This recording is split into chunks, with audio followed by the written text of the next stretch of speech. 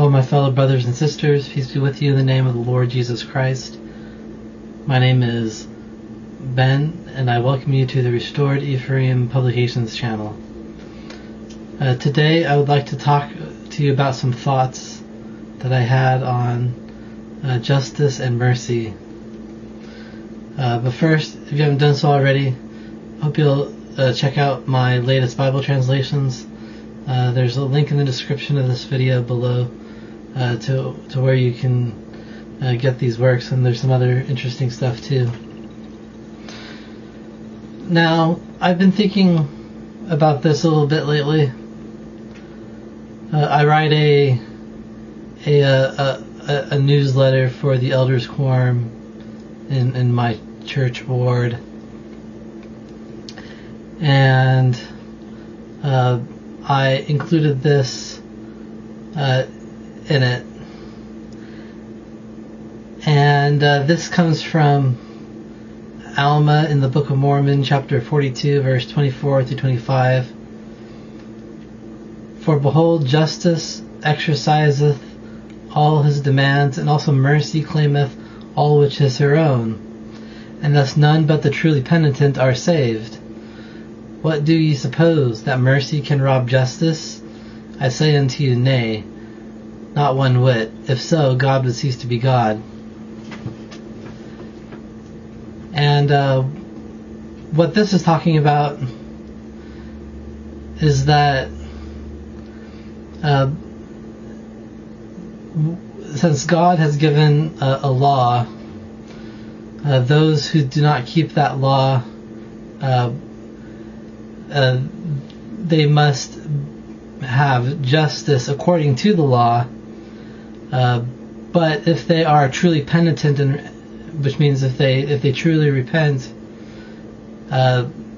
then mercy has the ability to claim them, and that mercy comes through Jesus Christ. And this is the way that the Lord has established us to be able to receive that mercy, and God cannot go back on His word, and because if he ceased to keep His word, he would cease to be God. Now, in America, there is a very big drive among the people to promote justice, or at least what they call justice. To be honest, it sounds more like vengeance than justice. But they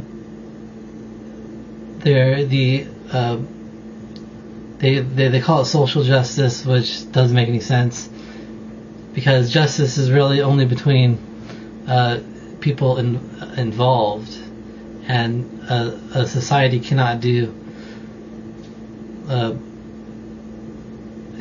the whole principle of justice is about balance, and that can only be done individually.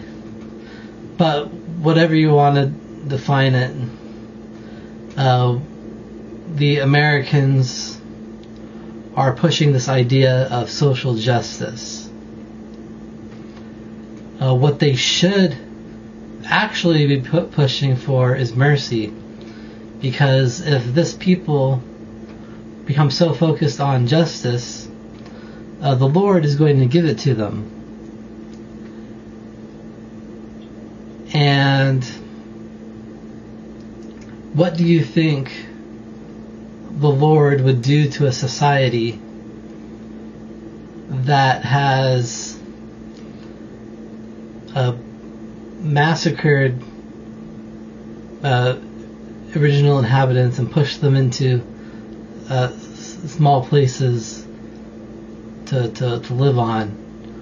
Or what do you think the Lord would do to a society that has spread war and immorality all over the planet?